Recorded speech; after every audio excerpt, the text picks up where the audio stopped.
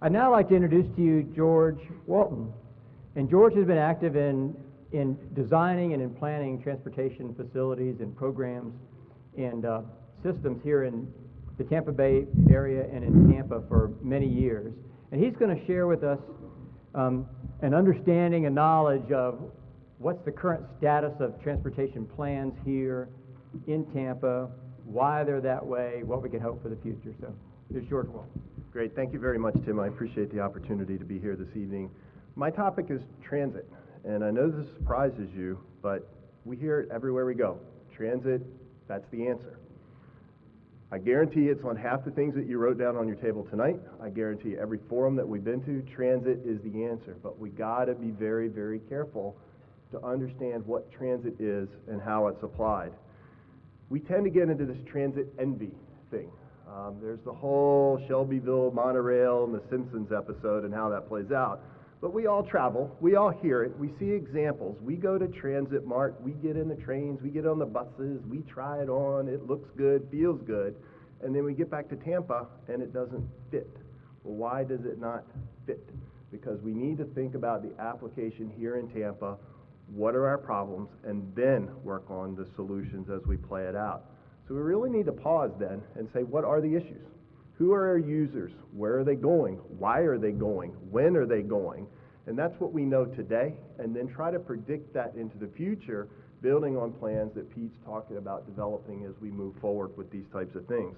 So you can see it becomes a whole array of users that are out there that we need to account for as we go through. A lot of studies have been going on by a lot of different groups. HART was out front doing a lot of work recently. When you look at some of the elements that came out of their work, clearly there's population growth, clearly there's employment growth, there's unmet travel demand on a lot of the corridors that are around us and how they play out. There's a lot of travel into and out of the Tampa area. There's a lot of travel intermittent to ourselves, in other words, between USF, between downtown, and between West Shore. All of these are the issues then that we have to flesh out and look at who the users are, again, where they're going, and why are they going. The department has been out there looking at things. There's a lot of work going on right now. You'll hear terms about managed lanes and a network that's been created there. The MPO certainly has been engaged looking at long-range solutions, both from the highway and the transit side, as to how it plays out. T-BARTA has been out and about. They've developed a regional master plan. They recently updated that. You can see some of the statistics that they have involved as to what's going on. And then again, the department's out there, along with the MPO, looking at managed lanes and all the different components on how you move people, how you move freight, and how you move goods, not just how you move cars.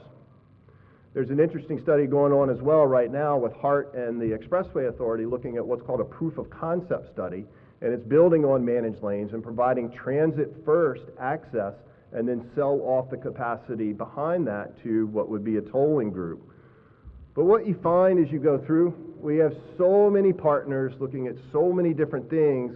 If we don't stop and reflect as to what's going on, we're going to end up with a convoluted set of solutions.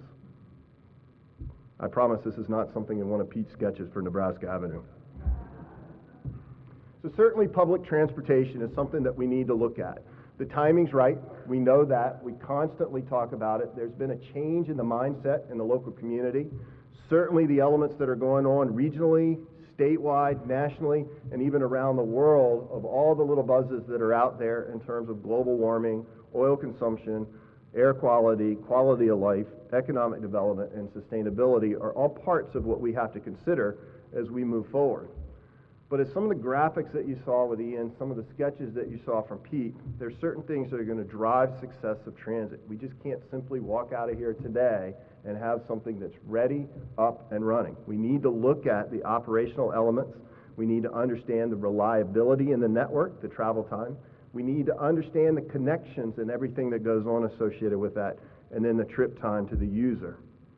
So I want to go through and make sure that we all kind of understand the terms that we hear and we see and how these different tools and techniques apply to solve the mobility solutions that are out there.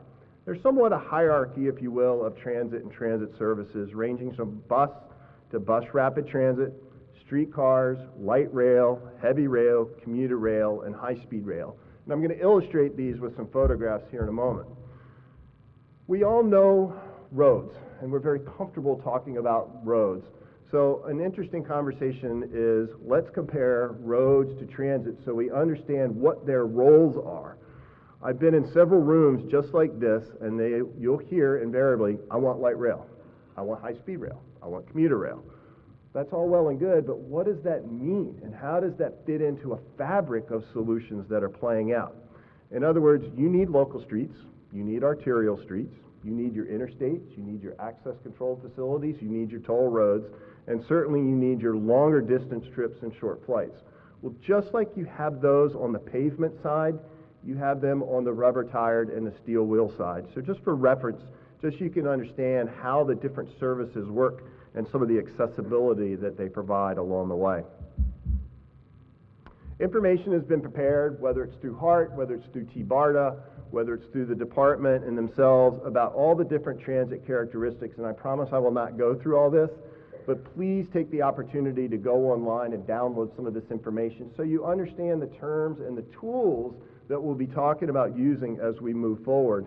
Short distance bus, long distance bus, short distance rail, and long distance rail all have different roles in the people moving capacity of what Tampa will become. Bus, we're all very familiar with this. We've seen them, we've ridden them, certainly we've experienced it, so this one's pretty straightforward. Bus rapid transit has a couple of different techniques. You basically pay before you get on the bus. It's very similar to rail. You tend to have different types of vehicles that are available. You have exclusive guideways and running ways, which help for travel times.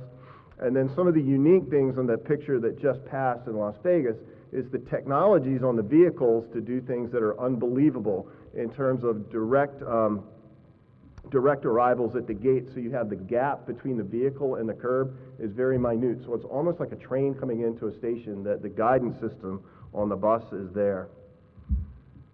As we kind of work our way up again in Tampa, we're very familiar with streetcars, their operating capabilities, characteristics, and how they fit into the urban fabric and can be used therein. Similar, you're starting to hear terms across the country of what's modern streetcar. The only difference here is the type of vehicle and the technologies that are available in it in terms of the application. The next one is called light rail, and I'm going to have two things coming up here. One's called light rail, one's called heavy rail. It has nothing to do with the vehicle.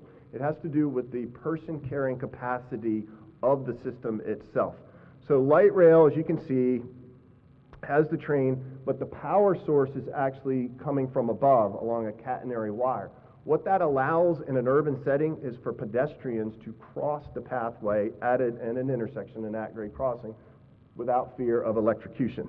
There's technologies out there now that are what are called DMUs. You'll hear the terminology for a diesel unit.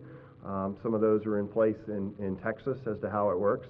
Station spacings for these systems tend to be a lot longer. You're talking several miles apart for those that have been in some of the other major metropolitan areas. And then at the higher end, you have high-speed rail. I'll just let the pictures go by as a distant memory of what was. Let's all look longingly. Oh, look, there it is. I'm hopeful that it will be back. Now, having the trains and the vehicles is one thing, but where you access them is very important. And this is where guys like Pete and the team are going to really look closely about integrating transit into the communities. Stations come in all shapes, sizes, colors, you name it, as to how and everything's playing out. And the community's already involved looking at this. A lot of folks from the Planning Commission, from the MPO, from the department, and from TBARTA are already establishing the frameworks to get the stations in place, to get the land use that you need to accommodate what's going on. They are prepared, and this is very important when we start to search for federal transportation funds a little bit later on in the life of a project. So, job well done on that. We're getting started and we're heading in the right direction. But again, stations come all shapes, all sizes. Just a few examples as to what's going on are going to flash in front of you, just to give you a sense of what these different facilities can look like. Some of the larger ones, and this is something that will have to be accounted for in the master plan, is an intermodal center. We talked about high-speed rail, we've talked about regional rail, we've talked about light rail, we've talked about BRT, we've talked about traditional bus service. All that's got to come together at some point and provide that transition for folks to be able to move through.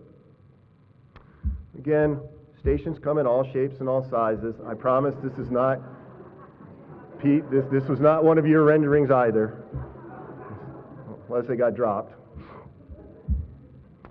But at the end of the day, it's really about money, right? We have to figure out a way to pool their resources and pull it together. Talked a little bit earlier in the introductory remarks, what's going on Capitol Hill is frustrating to everyone and how it plays out. So the rules of this game can change, and I fully expect them to. But right now, projects that we're talking about would be funded through the Federal Transit Administration, and at best, they're going to look at this at a 50% as to what they can give you. So you're going to have to come up with a state match and a local match to be able to work through and pay for these components. Now, they are looking at teaming in terms of what's going on with partnerships, and this is where it comes to play when you talk about master planning. With groups like HUD and EPA, and you talk about livability and sustainability, these are programs that can help you get to the livability principles that these federal agencies are looking for to help you garner the funding that you're going to need as you move forward on these types of projects.